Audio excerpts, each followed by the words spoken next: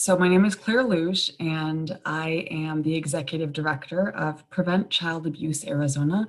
We're an organization in Arizona that works to make sure families are strong and children can experience the best childhood that they can have.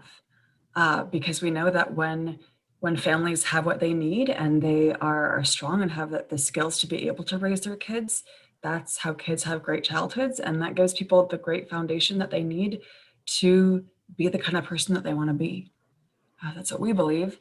And so today I'll be talking about stress, which is, I'm sure, it's something you have no idea, you don't know anything about or have never experienced. Just kidding. Yeah, everyone experiences stress.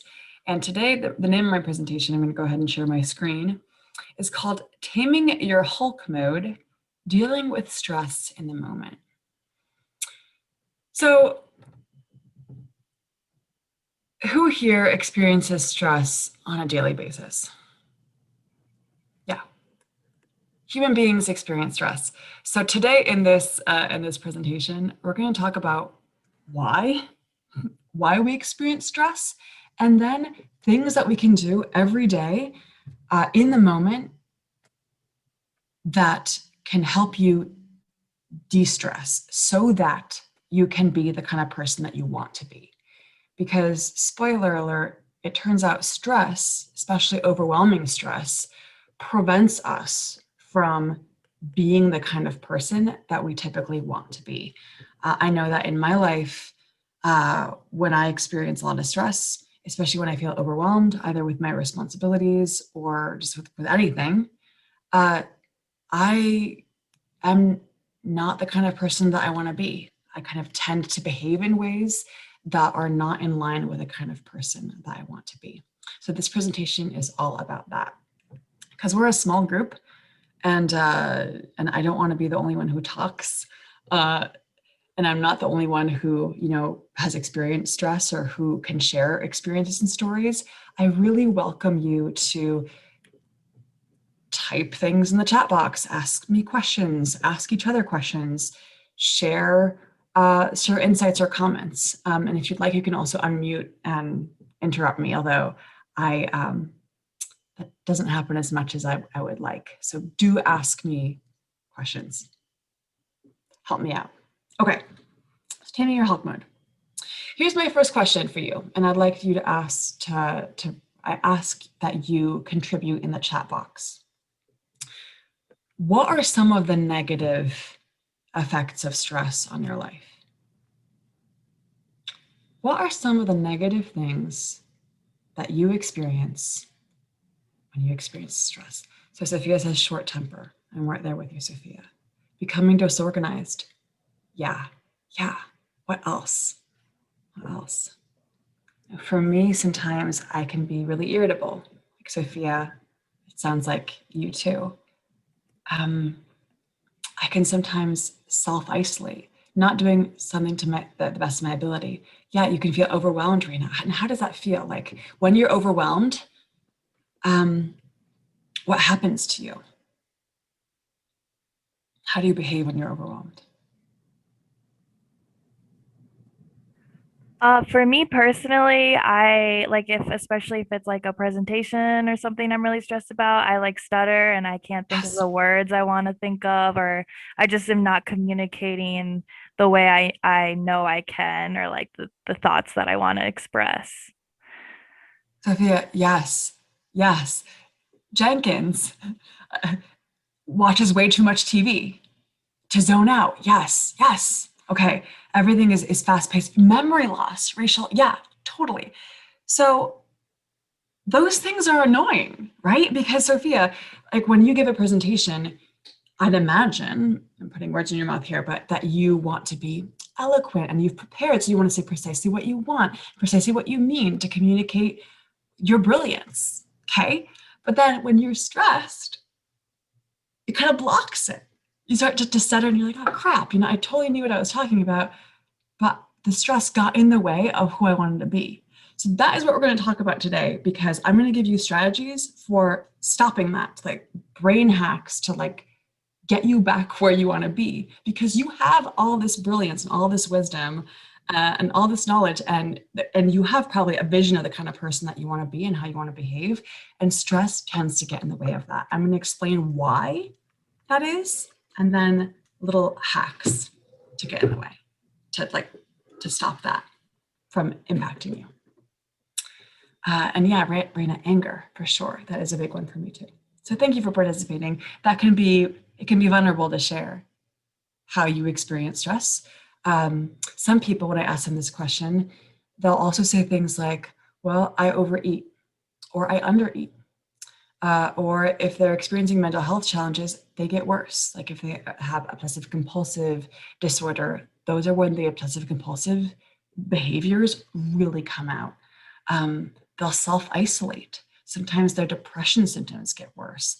Anxiety, they will disconnect from friends and not want to reach out, right? So there's all these negative effects that human beings naturally experience when there's too much stress. And I'm going to explain why. So here is why everyone here experiences those negative impacts of stress. It's because we all have a brain. This is good.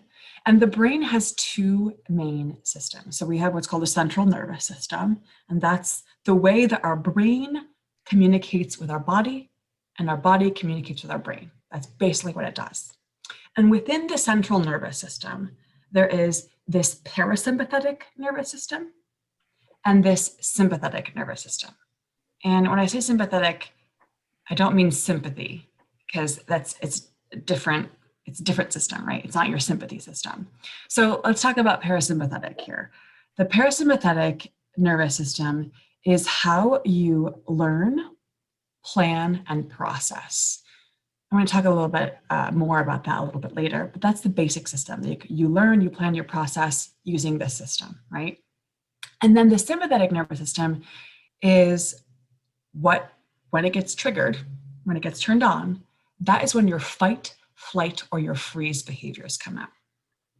So some of the things that you just mentioned, like anger or watching way too much TV to zone out, okay?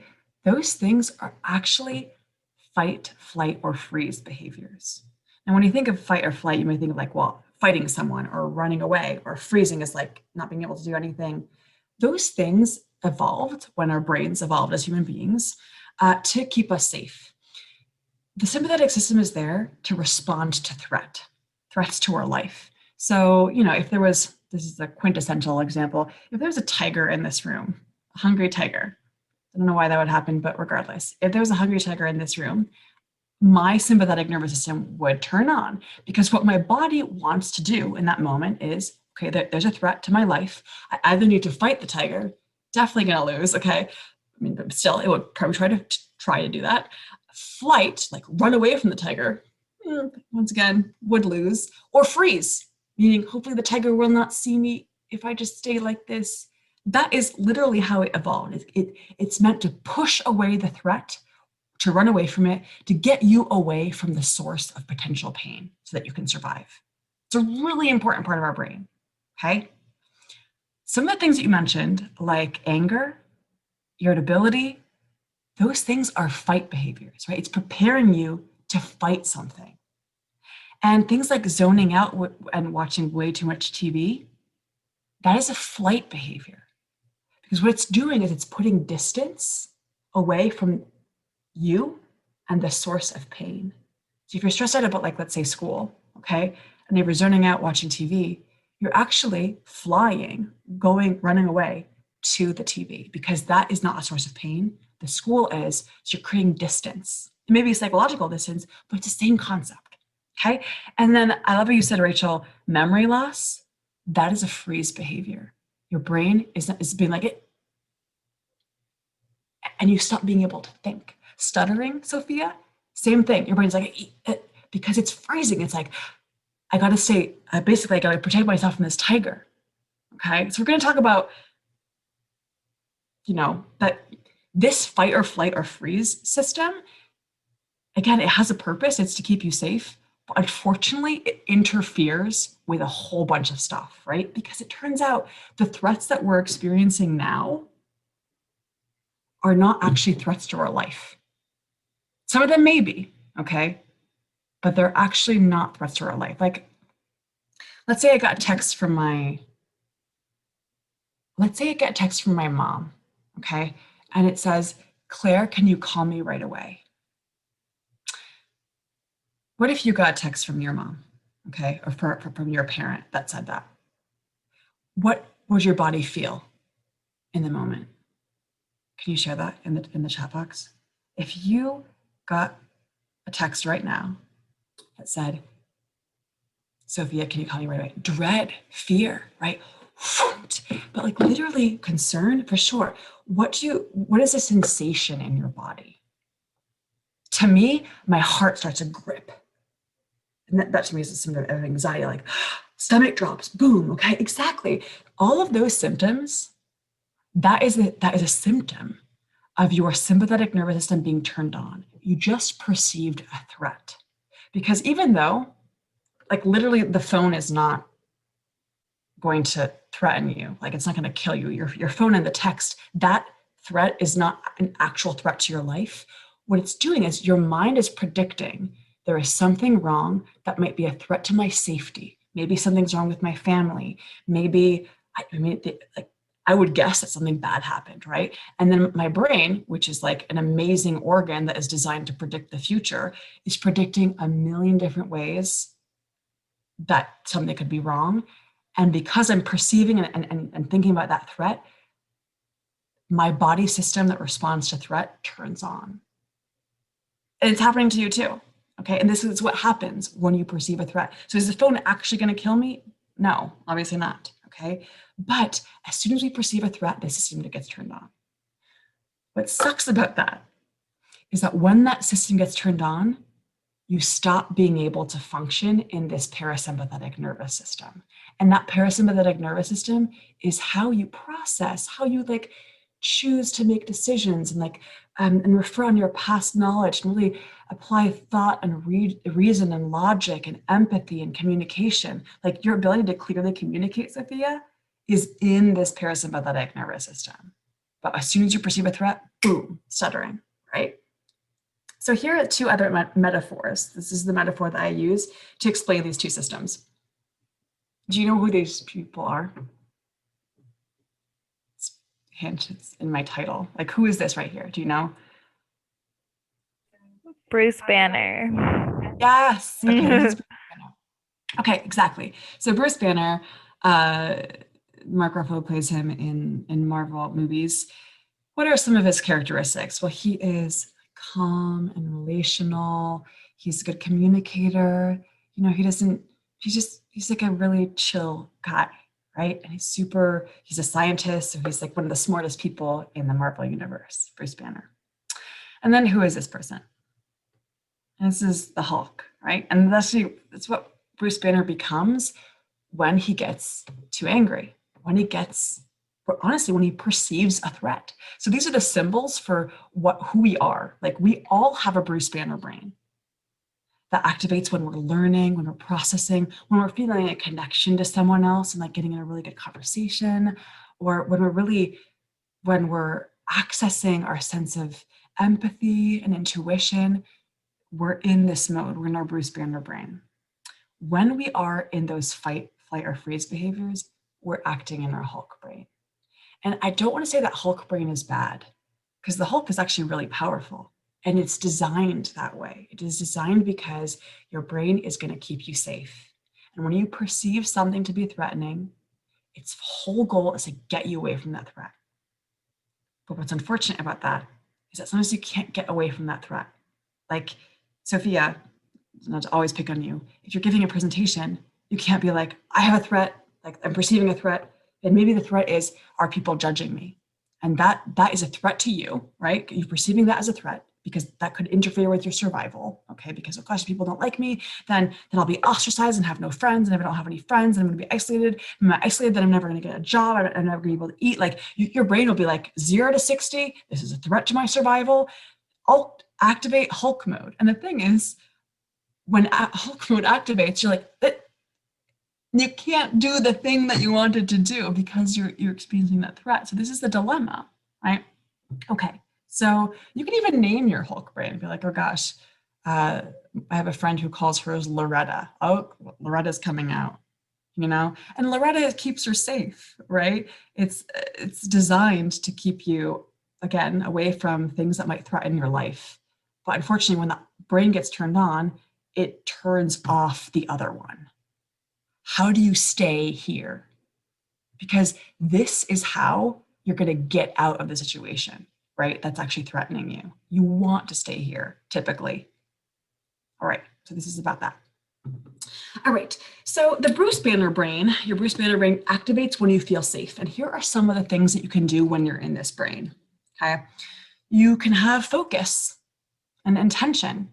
You can apply logic and reason. You can plan. You can be flexible. You can make good judgments. You can have empathy, intuition. You can attune your communication to others. Basically, you can read the room. Like, oh, okay, you can see, like you can connect. You can balance your emotions and understand that, okay, like I'm having this emotion. It doesn't mean that it's truth. It doesn't mean that it means anything. It means I'm having an emotion. It's my reality, but I don't have to necessarily act on it. That's Bruce Banner brain function. That's an amazing thing to be able to do. You can be able to regulate yourself. Like when you're feeling anger, calm yourself down. That is something that the Bruce Banner can do when it's activated. Pausing before reacting, right? You can have a sense of identity and purpose and a sense of morality. Okay, this is signs that you're in the Bruce Banner brain. What about the Hulk brain? So the Hulk brain activates when you, again, perceive a threat. It doesn't have to be an actual threat to your life, as long as your brain thinks it's threatening to one of its basic needs, which is connection, food, shelter, belongingness. It will activate because it wants to get rid of that threat, to get away from it. And so here are some of the symptoms of being in the Hulk brain: aggression, irritability, anger, being defensive, reacting, being impulsive, being hostile towards others, being irrational, being self-centered, having a poor sense of focus, fidgeting, or freezing. Basically, like when your brain is like, I don't know what I was just thinking about. What was I thinking about? Or yeah, so that's a sign of being in the Hulk brain. So I'm going to give you a little bit more information on what happens when the Hulk brain gets turned on. Because to me, as soon as I perceive a threat, like for example, one of the examples I tend to use is when I'm driving and I'm behind someone and they brake really suddenly, then I have to react, right? I have to brake really suddenly. And that's, my Hulk brain's activating, it's a threat. I have to really, really suddenly move. That's what the Hulk brain does, like survive. I'm not like thinking about my sense of morality or connecting with other people or like, no, blank. It's react immediately. Survival thing, right? And what I feel when my Hulk brain gets turned on is like a hot flash. Like there's heat that goes in my body. I don't know how you experience it, but that's how I experience it. It's like, right? There's like a wash of heat. And that actually, what's happening in my body right there is my brain is releasing a cocktail of hormones. And in that cocktail of hormones that's being released, there are two big ingredients. There's a bunch of things, but one of them is cortisol. You might have heard of cortisol before. Cortisol, what it does is actually, its function, its helpful function is that it reduces inflammation. So for example, if you get hurt, let's say that you break your foot and you're in the middle of a desert. Okay, that sucks. You break your foot, you're in the middle of the desert, and then you see a rattlesnake. All right. Your body is going to release cortisol, which actually reduces the inflammation in your foot and makes you completely unaware of that pain in your foot so that you can still use your foot to get away. So you don't care about your foot being broken in the moment. You want to get away from the snake. Cortisol is meant to get you out of there, even if you're hurt. Pretty amazing, okay? Regardless, cortisol, here's some of the other things that happen when you have cortisol. It reduces your ability to form a sequential memory. What does that mean? Remembering things in order. When you learn anything, like learning a language or learning a dance routine or really anything, it usually is a series of steps, right? Like do this first and then this and then this. When you have cortisol, too much cortisol in your body, or like chronic levels of cortisol, if you're always feeling stress, you're always being threatened, your body's perceiving threat, you have a lot of cortisol, you are going to be less able to learn. So imagine like for kids and teens that have really stressful home lives, if there's something going on, if your family is going through a big challenge, even if it's something like you're moving across, the country, maybe it's not a bad thing, but if you're experiencing a lot of stress, you may be less able to learn because your body is experiencing that stress and that cortisol is coursing through your veins and it's actually reducing your ability to form that sequence of memory because it doesn't really matter. Like learning doesn't matter when you're trying to survive. You're trying to get through the actual moment, right? So it's so ironic because in order to learn, you have to be calm. But like things like exams, those things tend to spike our stress. And stress can actually make it harder for you to learn. Okay, so anyways, and it reduces your executive functioning. So it really kind of reduces the energy in your brain that goes into impulse control. So, impulse control means stopping yourself from doing something that you want to do right now in the moment, but is not good for your future. What is an example of that? What is an example of something that you might want to do in the moment, but is not great for you in the long term? Can someone give me an example? It doesn't have to be a personal example, but like an example of something like that. Something that you might want to do now, but is not good for you in the long term. Using the chat box or unmuting if you'd like. I think the biggest one that I can think of is just like saying something to someone in the heat of the moment, like when you're fighting Yes, and it just feels like it's gonna feel really good to say, but like immediately after it's you just feel terrible because it was very hurtful. And exactly. Exactly. Sophia, that's a perfect example because that is a perfect example of being in Hulk mode, being like fight, like you're using weapon, your words, right? And afterwards you're like, oh crap, I didn't think that through, how that would affect me long term. In the moment you're trying to survive. Makes sense. Rachel, doing nothing, that sounds like a freezing behavior. Doing nothing is probably because you're conflicted on what to do next. Or like doing nothing right now, like if you're supposed to be studying, let's say, doing nothing as opposed to studying is not great for you in the future because maybe you're going to fail this exam, right? So there are a bunch of examples like this. Impulse control is a big part of being a human being. Working on that is actually really a big part of being an adult. So it's the hardest part, I think. For me, you know, like, I mean, it's like having 3 slices of chocolate cake as opposed to 1. I want to eat this right now, right? But maybe in the future, it's not gonna be great for me because I'm gonna feel sick. But like in the moment, I'm like, yeah, um, or like staying out too late on a work night. Yeah, of course I want to stay out and hang out with my friends until 1 o'clock in the morning. But I have to get up for an 8 o'clock meeting and give a presentation. That's not great. That's not great for me then. But in the moment, that's impulse control, right? Being like, okay, I'm gonna make a choice right now that I don't really want to do, which is go to bed, but that's good for my future. That's impulse control. Cortisol prevents you from doing impulse control. So stress can make you more impulsive, like Sophia saying her angry words, right? Okay. It also releases adrenaline, and adrenaline It increases your fear, your anxiety, your agitation, your emotional memory. So this is interesting because you might not remember the details of what happened, but you remember how you felt. That's what adrenaline does. And it disturbs your sleep. If you've ever been too stressed out to sleep, it's because there is adrenaline in your veins keeping you up.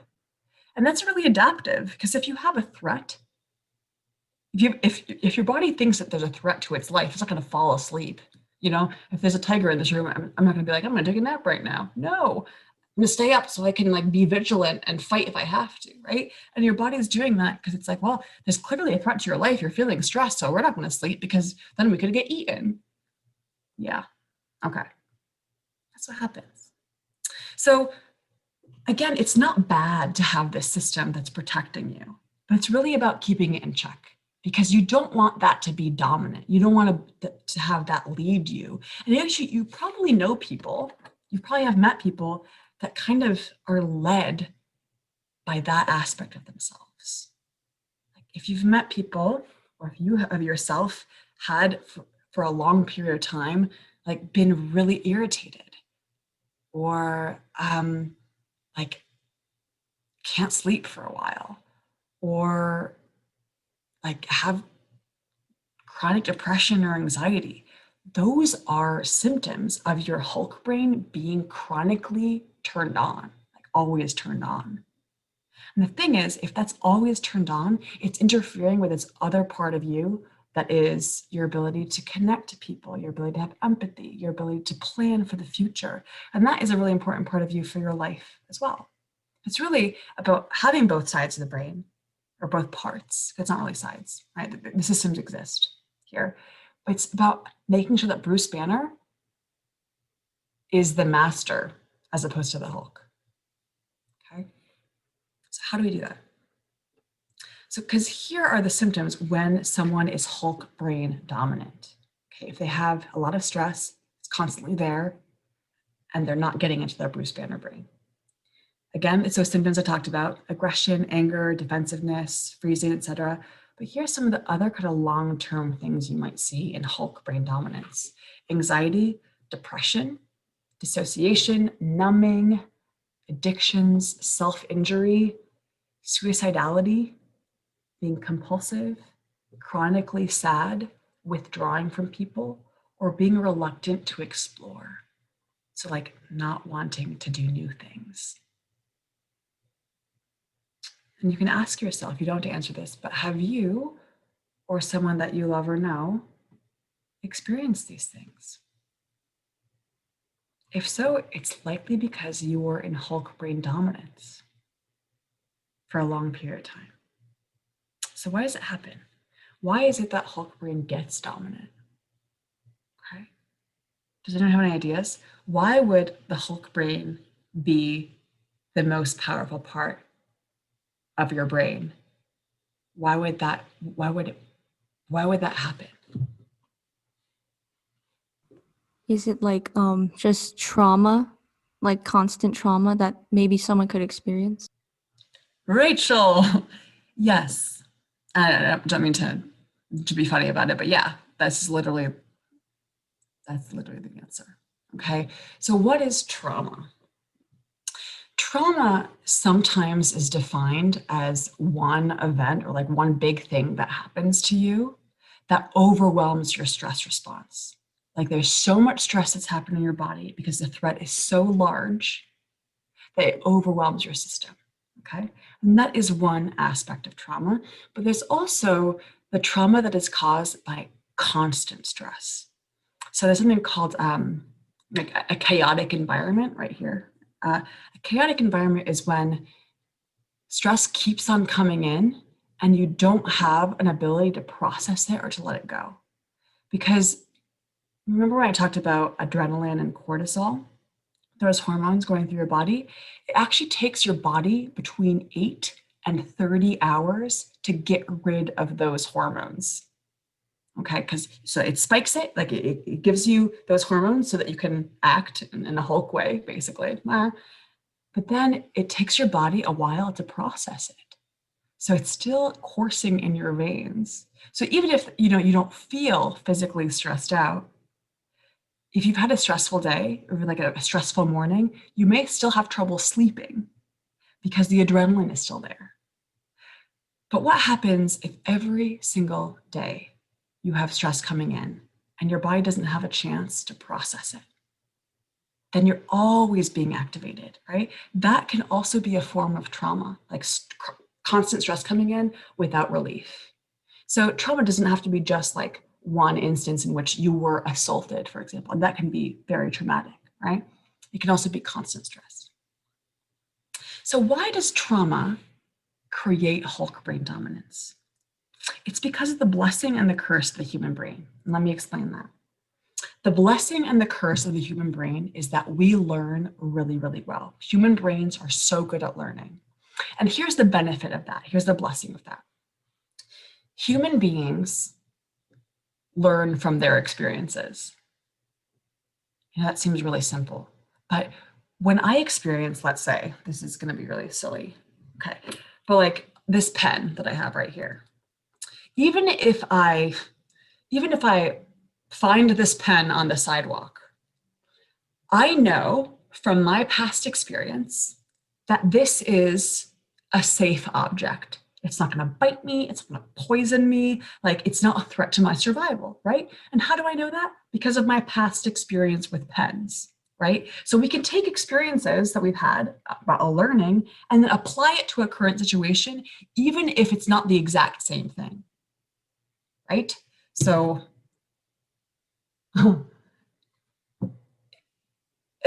if a child sees a dog for the first time, they're not sure about what it is, right? But if they learn that dogs are safe and cuddly, the next time they see a dog, they're going to be like, oh, go towards the dog, cuddle the dog. Dogs are safe and cuddly.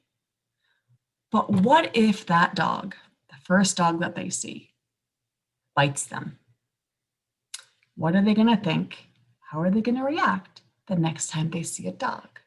They're making a prediction that, oh, the thing that looks like the thing that I'm seeing now hurt me. It's a threat to my life. Activate Hulk mode, fight it, cry, do something that's going to get the thing away from you. And that's how all learning happens, okay? We make predictions based on what we know. And not only based on what we know, but based on what we have heard.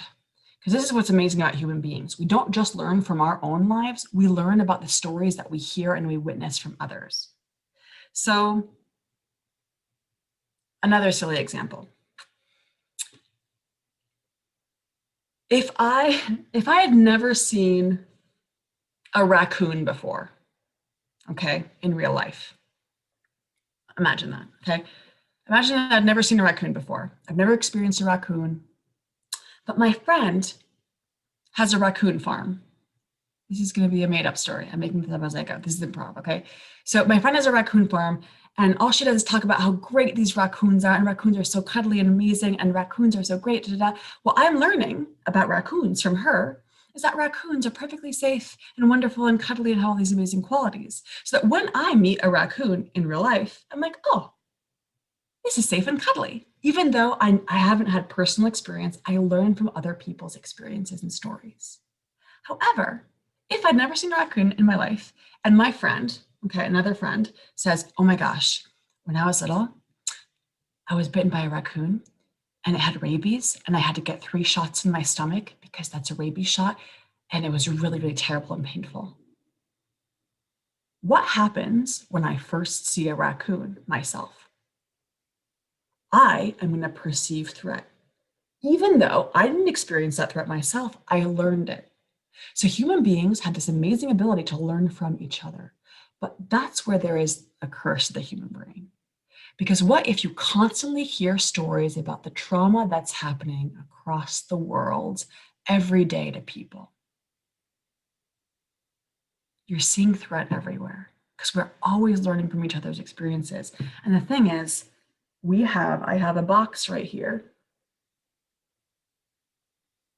that is full of every story of trauma I could possibly access in the world.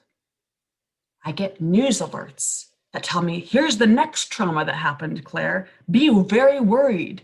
Activate your Hulk brain. So here's why it's especially hard to be alive today, all right, to be a human being today. It's because we're so good at learning and we're exposed to so many awful stories about what's happening to other human beings that we are seeing threat everywhere.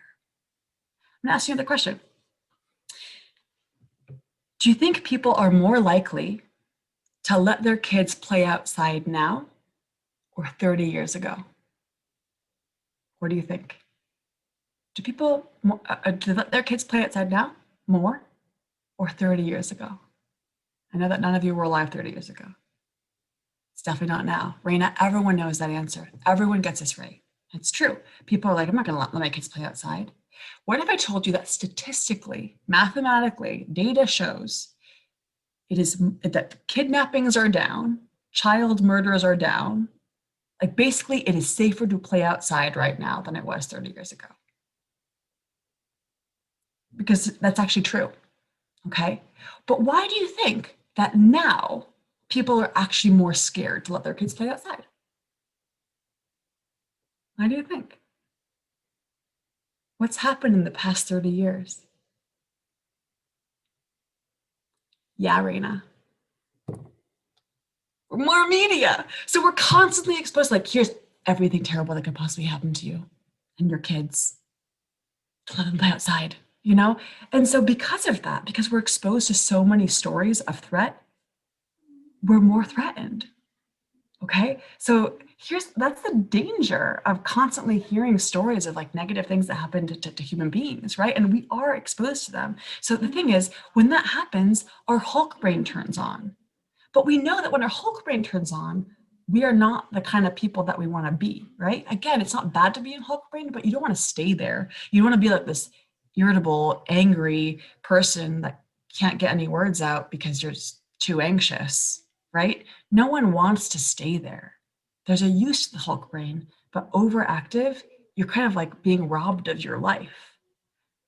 But what happens if we're in a society in which we're constantly being threatened by everything? Like we're always being turned on, like our Hulk brains are always being turned on.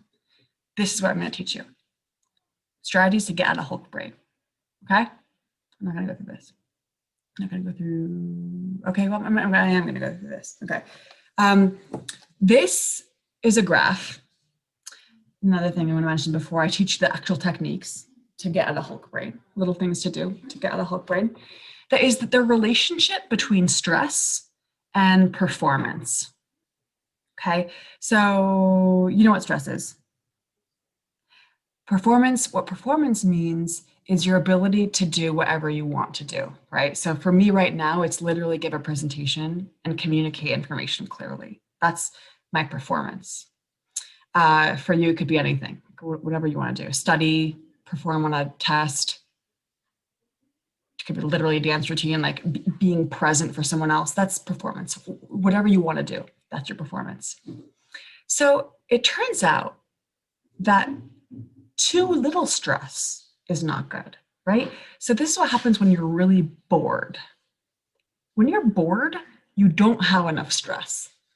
There's not enough stimulation or excitement or energy in the thing that's happening. So boredom is actually lack of stress because stress is really energy, right? So you have too little energy in your body. So that this happens, you know, if I woke up from a nap right before I gave this presentation to you, I probably wouldn't have very much stress. Well, maybe because I'm like, crap, I'm panicking. I have to give this presentation to these people right now. So maybe that's elevating my stress. But imagine I just rolled out of bed. I don't have very much stress in my body, not very much energy. I would probably present something like this. Okay, so today we're going to talk about stress and energy, and our brain has two different systems. And the first one is the parasympathetic, so there's not enough stress in my body, right? And as a result, I'm really not performing well. I'm not doing what I need to do to communicate. I'm like super boring, probably. It might be funny, but like it'd be boring and I wouldn't be performing. So too little stress is actually not good. But once you get a little bit of stress, like and being interested in something actually gives you stress. You're like, oh, like it piques your energy. That is stress. That's good stress. That's stress that you want to have in order to be interested, to perform, to engage. You know, like when you're engaging in sports, you're not Probably you're not bored. You don't have low stress, because if you had too little stress, you wouldn't be able to engage or perform. So you actually want a little bit of stress for you to get in the game, right? But then once you start adding more and more and more stress, you tend to get worse and worse and worse. So when you have too much stress over here, you're actually able to perform way less, and you start to get fatigued, exhausted, and then you break down. You're not able to perform. You have so much stress, you can't even do a damn thing.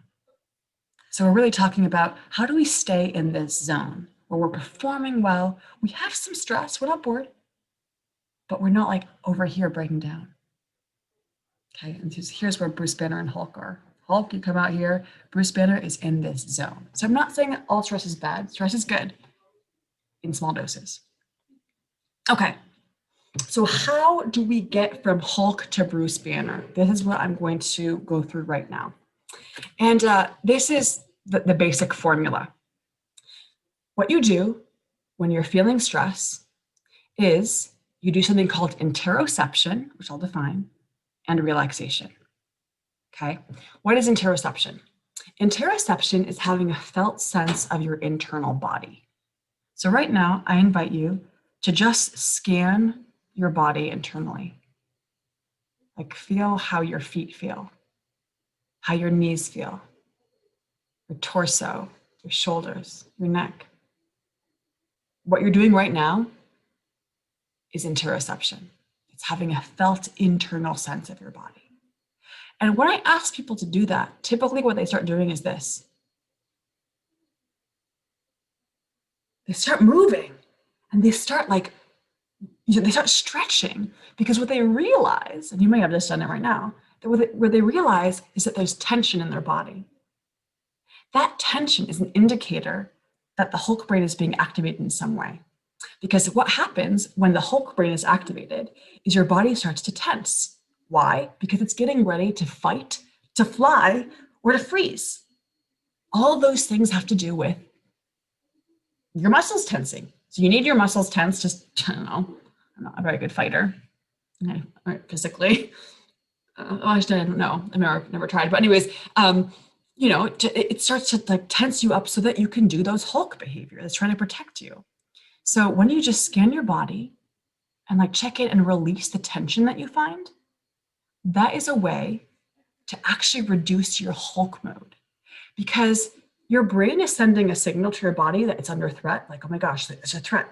I got this text from my mom, or I'm performing, I'm doing a presentation. You'll start being tensing out. You can see people with their shoulders up here, all nervous like this. Yeah, when your shoulders are tensing like this, it's because your body is getting ready to fight, to fly, or to freeze. And just by relaxing them, what you're doing is you're sending a signal from your body back to your brain saying, hold on, do not activate Hulk mode. We are actually safe. So you're constantly reminding your body, we're safe, we're safe, we're safe. So just by checking in, you can do this 100 times a day if you want. Check in with your body. Do I have tension? Release it. It takes 2 seconds. But what that does is it keeps on telling your brain, stay in Bruce Banner, stay in Bruce Banner. We want to stay here. Okay, so little things like that. I'm telling you, it works. Now, when you're extremely stressed out and you're definitely in Hulk mode and you're if you're really, really mad, the brain body relaxation probably won't work to release the whole stress, but it does start to work in terms of sending a signal back to your body.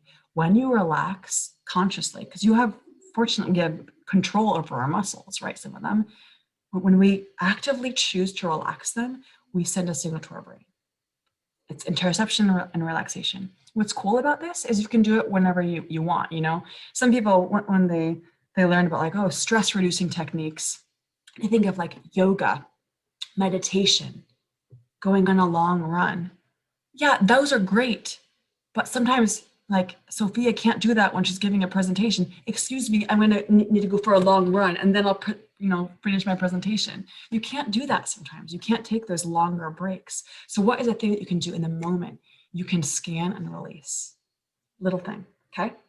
I'm going to go through a few more things, a few more ideas that have the same concept. So again, releasing muscle tension, scan and release. That's the first thing. Here's another fun one, especially if you work with kids, younger kids, or really anyone. Wet noodle. It's the same concept. So it's saying something like, okay, like if I was working with a 4-year-old and they were feeling stressed and I was feeling stressed and like the emotions are heightened, I'd be like, okay, we're gonna play the wet noodle game right now. I'm gonna count to 3. And when I say 3, we're gonna pretend that we're spaghetti, cooked spaghetti, okay? 1, 2, 3, cooked spaghetti. And then you just flop over and pretend that you are a wet noodle. And what it does is it mimics that muscle relaxation, right? You're like relaxing every possible thing. And what that does for them, for the kid, and for you, is it is relaxing your muscles and sending a signal to your brain that you are safe. You could actually, you don't have to tense up. You can just be calm. It works, okay? This one is perhaps a little bit more visible, but still, okay, you can do this. Wet noodle. All right, here's another one. It works in the same way. It sends a signal to your brain that you're safe. It's called the peripheral drift. So right now I invite you to look at this beautiful sunset on this PowerPoint, okay? I want you to focus on it. And now using your hands, I'd like you to kind of wave in your peripheral vision. Keep on looking forward, but like with your hands, just wave. And just notice your fingers waving. So you can do this. You're not focusing on them with your eyes, but you, in your peripheral vision, you're just noticing them, okay? That's called the peripheral drift. Just by noticing things in your peripheral vision, you are activating your Bruce Banner brain. Why? It's because when you are under stress, when you're in Hulk mode, you get something called tunnel vision. So you may have actually heard of that expression, like I'm getting tunnel vision. That's what happens when you are stressed, because what your body is doing, because it's threatened, is it's trying to focus on the source of threat. You don't care about the details when you're like, there's a tiger in the room. You don't care about anything else in the room. You care about the tiger. So you're going to focus on the tiger, pay attention to the tiger, because that's the source of threat. You're not going to notice the things in your periphery. In fact, you see less detail literally. By activating the peripheral vision and by just noticing things in your periphery, and you don't have to wave your hands, you can just consciously notice it. Like I'm doing it right now. You can't tell that I'm noticing things in my periphery, right? By doing that, you're telling your brain, activate your periphery. We are safe. Again, just by noticing, it's a little thing that you can do. And by the way, my friends, you may have to do this like hundreds of times a day, because the thing is, maybe 5 seconds later, your body's like, I'm under threat again, I'm back in Hulk. So it'd be like, okay, we're not gonna be in Hulk anymore. We don't want those behaviors. We're gonna activate our peripheral vision right here. So you have to train your body to be like, no, we're okay. We're not actually being threatened. Stay in your Bruce Banner brain. We need you. There's not time to fight anyone. You're not actually under survival threat. Okay. This is another version of the muscle relaxation technique. This one, what it does is it actually releases energy. So sometimes when you have pent up stress, the energy that we talked about, right? That's stress, you need it to be released. So if you have a lot of stress going on, like if you are studying for an exam and you're like really nervous about it and you can't concentrate, something that you can do is tense up your muscles as many as you possibly can for 10 seconds. And you're gathering that stress, you're gathering that energy, and then just consciously releasing everything. And what that does is it pents up that energy and then it releases it. Literally, it takes away some of that stress because you've used it and you're releasing it. What that does, once you release, it sends a signal to your brain, be in your calm, be in your calm. So if you're feeling a little bit extra stress. See, look, this person, this stock picture, she has tense shoulders. Her Hulk brain is activated. And I wonder what emails are threatening her right now. Those emails are not threatening her life, but her shoulders are tense. So by releasing those shoulders, she's actually more able to think of the words to say to respond to the stressful email. Speaking of which, diaphragmatic breathing. You may have heard of this too. What is diaphragmatic breathing? It is breathing with your diaphragm, like belly breathing is another way to look at it, to think about it. I have trouble belly breathing because to me, it doesn't feel very natural. So in case that is the case for you, here's a hack. Put your hands in the back of your head. like this and lock them. And then take a breath. You actually can't breathe with your shoulders this way because they're locked.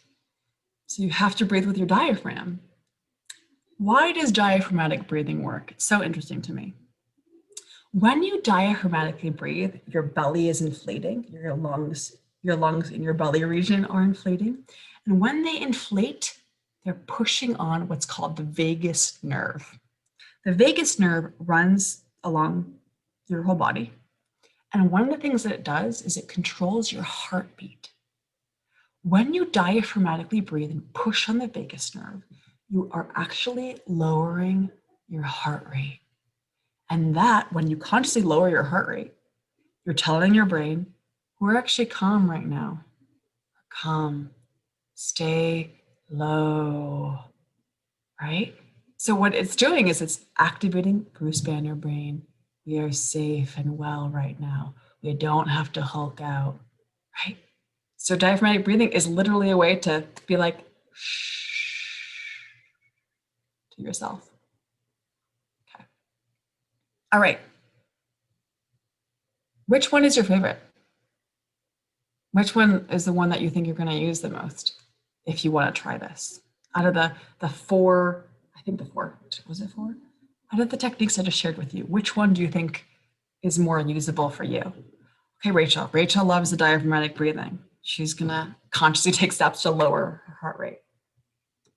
Peripheral vision. Yeah, that one was really cool to me when I learned that one. I was like, huh, different ways to hack your brain. Peripheral drift brain. Yes, good. You know, and there are some people who may not want to kind of scan and release their muscles in their body. Because sometimes if someone has experienced trauma, especially that has to do with their body, being present in their body is actually not comfortable. It's a source of threat if they've been physically assaulted, for example. So peripheral drift can be a really non-threatening way to send a signal to your brain. Cool, thank you for sharing. Okay, so this last section, I'm gonna give you a few more tips. And this is not just about you now, because the first part was about you and like how to calm yourself down, but you may find yourself wanting to help other people who are feeling stressed out and not knowing what to do there, right? If you're here, you're probably one of those people who's like a helping person, right? And so here, I'm going to share with you some techniques and just some tips to think about when you're holding space for someone else who is in Hulk mode or who is feeling stressed, okay? Because it turns out you can have a big impact on their ability to get out of Hulk mode.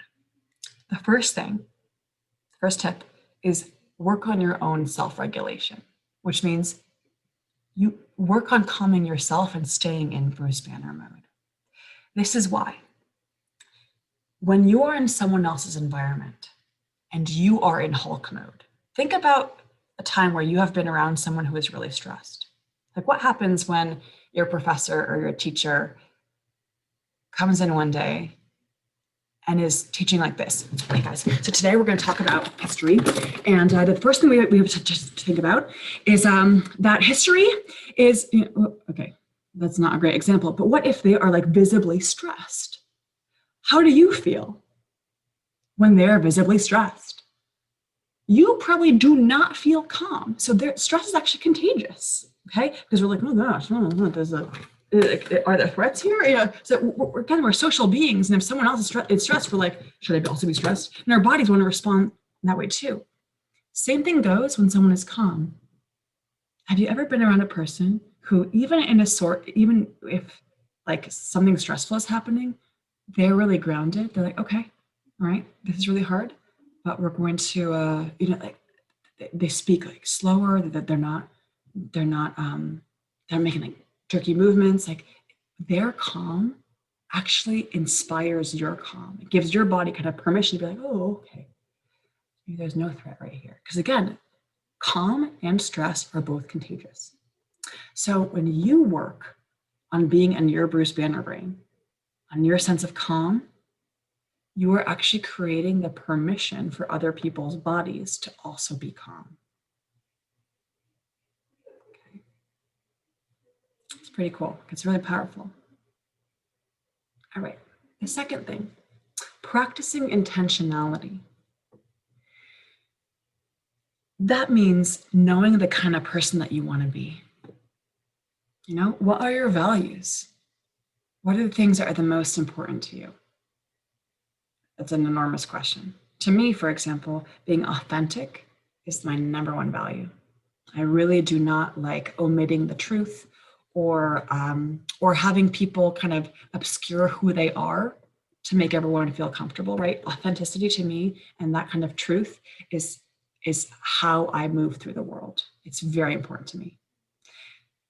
However, sometimes I can catch myself being kind of fake, all right? Or like not being true to myself, saying yes to things that are not authentic to me. And when I notice myself doing that, that is a sign that I am in Hulk mode. So when you go against your intentions of who you want to be, that's a surefire sign that you're under threat in some way.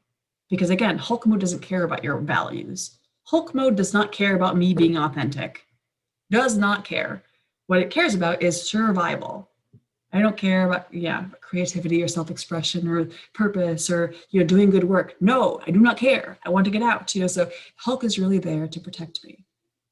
So when I see deviation from my values, I'm like, what do we need to do to get back into Bruce Banner? So knowing who you are is a really good reminder so you can catch yourself. 3, think about your thoughts, your behavior, and the environment that you create. So just the way that you're thinking about a situation, I mean, not to put too much pressure on you here, but that can really affect your body, like your posture. If I go into, imagine that I went into this presentation and for some reason, Sophia and I had met beforehand. She's like, you know what, Claire, the people who are attending this conference are really judgmental, okay? They're really, really judgmental. They have really shared negative feedback and it's a really tough crowd. Okay, imagine that's what the information that I get before coming into this presentation. Those thoughts are going to change my behavior because maybe I'm being like really, really careful. Okay, I need to say the right thing because these people are really judgmental. So that kind of changes my behavior, and maybe it's going to stress me. So I can't think as clearly because, gosh, I'm really afraid of being judged right now because this crowd is really judgmental. So your thoughts can really change the way that you behave. And so think about your thoughts and question them. Is this actually true? Because we can't believe everything that we think. Well, our thoughts are really results of our experiences and what we're predicting, right? Our thoughts can really create behavior. Think about your posture. Think about how you're sitting. Those kinds of things can actually impact the way that other people will feel around you. So I'm not saying, that you should be of service to everyone around you and forget your own needs. But if you are in a situation in which you are trying to be helpful to someone else who is going through stress, sitting there like this and glaring at them is not going to be helpful, right? So just think about your thoughts, your behavior, and the environment. Is that inviting them to be Hulk or inviting them to be Bruce Banner? 4th thing, if someone that you're working to help has experienced trauma, okay, you do not need to ask them about the details of the story. You may be really curious, like, yeah, well, what happened? Okay, but then what happened next? And then you might be curious, but by asking them to tell you all the details of a traumatic story, their brain is re-experiencing that because they're telling you. And when their brain is experiencing that experience again, that is a threat, and they may be put back into Hulk mode. So again, healing and thinking and learning really happens best in Bruce Banner mode. When we think about the details of a traumatic situation, we might get so activated that we're back in Hulk mode and unable to process. So it's actually not helpful to have someone go through the details of their trauma because it might put them back into Hulk. So you don't have to ask them about their details. Instead, you can ask them, well, how is that impacting you right now? Okay, and then you can share some of these like little brain body techniques that we talked about today, the peripheral drift. Like I learned that just by noticing your periphery, that helps your brain activate your safe mode. And it feels like right now you are not feeling safe. And it's really interfering with your ability to be the kind of person that you want to be. Yeah. This is a fun one.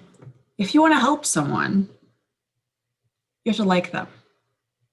So imagine that you're a camp counselor. I was a camp counselor for a while at a group for teens in upstate New York. I have to share this, okay? I used to be a counselor at a live action role-playing summer camp. Does anyone know what live action role-playing is? First of all, it's the nerdiest, most fun thing ever, okay? It's when you become a character in an epic fantasy setting, and you actually are like that character, and then you interact with other characters. It's like, it's so nerdy, so fun. Okay, so I used to be a counselor.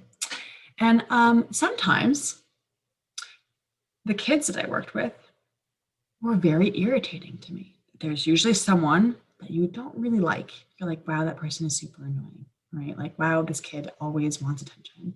They're always freaking disrupting. They don't take any instructions, da da da. Like, more likely than not, you don't like everyone, right? Yeah, that makes sense. However, if you are working with someone to help them feel a sense of calm and get back into their Bruce Banner brain, you have to like them.